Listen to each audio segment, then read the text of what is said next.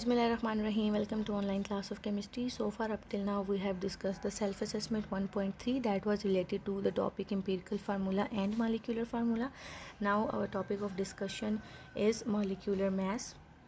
Rabbi shrah li sadri wa yassir li amri wahlul uqdatam min lisani yafqahu qawli. What is molecular mass? Molecular mass is the sum of atomic masses of all the atoms present in a molecule. एक molecule के अंदर जितने भी atom मौजूद हैं आपने उन सब के एटॉमिक मैसेस को प्लस कर लेना है तो आपके पास मॉलिक्यूलर मैस आ जाएगा. फॉर एग्जांपल यहाँ पे उन्होंने मॉलिक्यूलर मैस ऑफ वाटर निकाल के दिखाया हुआ है. मॉलिक्यूलर मैस ऑफ वाटर कैसे निकलेगा? हाइड्रोजन के 2 एटम हैं, ऑक्सीजन का 8 एटम है, तो 2 into atomic mass of hydrogen और एटॉमिक मैस ऑफ ऑक्सीजन, इनको आपने क्या कर लेना है? प्लस कर लेना है. यहाँ पे आपकी ईज़ के लिए जो है वो आप इसको यूँ भी लिख सकते हैं जिस तरह H2O का फार्मूला है ना, तो आप हाइड्रोजन आपको 2 नज़र आ रहे हैं तो आप 2 इंटू हाइड्रोजन कर लें प्लस आपने एटॉमिक मैस ऑफ ऑक्सीजन लिखना है. ठीक है, एटॉमिक मैस आपको कुछ एलिमेंट्स के याद होने चाहिए, जैसे जो साथ साथ क्वेश्चन में डिस्कस होता जा रहा है एटम उसका एटॉमिक मैस आपने याद रखना है. हाइड्रोजन का एटॉमिक मैस जो है वो 1 होता है और ऑक्सीजन का एटॉमिक मैस जो है वो 16 होता है. ठीक है, अब 1 टाइम्स 2 होता है प्लस 16, तो टोटल आपके पास 16 प्लस 2 कितना आ जाएगा? 18. यहाँ पे जो हाइड्रोजन का रिलेटिव एटॉमिक मास दिया हुआ है 1.006, तो आप इसको 1 भी ले सकते हैं.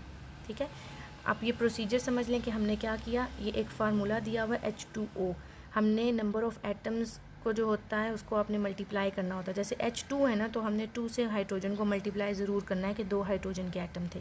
ऑक्सीजन एक ही है तो उसको आपने सिंपल ऑक्सीजन लिखना है. हाइड्रोजन का एटॉमिक मैस पुट कर लिया जो कि 1 था, ऑक्सीजन का एटॉमिक मैस पुट कर लिया जो कि 16 था. सिंपली 2 को 1 से मल्टीप्लाई कर लिया और उसमें प्लस 16 कर दिया तो आपके पास आंसर आ जाएगा. यह है तरीका मॉलिक्यूलर मैस निकालने का. आपको प्रैक्टिस के लिए कुछ एग्जाम्पल्स उन्होंने दी हुई हैं. मॉलिक्यूलर मैस आपने निकालने हैं ग्लूकोज का C6H12O6 एंड नेफ्थलीन एक कंपाउंड है, ये आपको C10H8 नज़र आ रहा है. तो अब हम इनका जो है वो मॉलिक्यूलर मैस निकाल लेते हैं. सबसे पहले ग्लूकोज का निकाल लेते हैं. सिंपली आपने कैसे लिखना है? कार्बन आपको 6 नज़र आ रहे हैं तो आप 6 इंटू कार्बन लिख लेंगे प्लस 12 इंटू हाइड्रोजन लिख लेंगे. ठीक है, थोड़ा सा स्टार्ट से स्टार्ट कर लेते हैं. आप 6 इंटू कार्बन लिखेंगे प्लस 12 इंटू हाइड्रोजन लिखेंगे और प्लस 6 इंटू ऑक्सीजन लिख लेंगे. ठीक है, अब आपने इन सब के एटॉमिक मैस जो है वो पुट करते जाना है. कार्बन का एटॉमिक मैस जो है वो 12 होता है. ठीक है, उसके बाद हाइड्रोजन का एटॉमिक मैस 1 होता है और ऑक्सीजन का एटॉमिक मैस जो है वो 16 होता है. ठीक है, आपने सारी ब्रैकेट्स को सॉल्व कर लेना है, मल्टीप्लाई करना है. 6 को 12 के साथ, 12 को 1 के साथ, 6 को 16 के साथ, और आपके पास जो आंसर है वो 180 आएगा. यहाँ पे भी उन्होंने हाइड्रोजन का रिलेटिव एटॉमिक मैस जो है 1.008 लिया हुआ है, आपने सिंपल 1 लेके इसको सॉल्व करना है. ठीक है, दोबारा से समझ लें कि क्या प्रोसीजर हुआ है. कार्बन के आपको 6 एलिमेंट नज़र आ रहे हैं तो आपने 6 इंटू कार्बन कर लिया. ठीक है, प्लस उसके बाद जो है वो 12 इंटू हाइड्रोजन है और 6 इंटू ऑक्सीजन का एटॉमिक मैस है.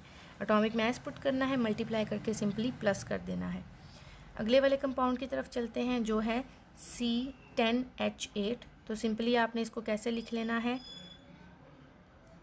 10 इंटू C, 10 को मल्टीप्लाई करना है आपने C के साथ, C के एटॉमिक मैस के साथ, और 8 इंटू हाइड्रोजन.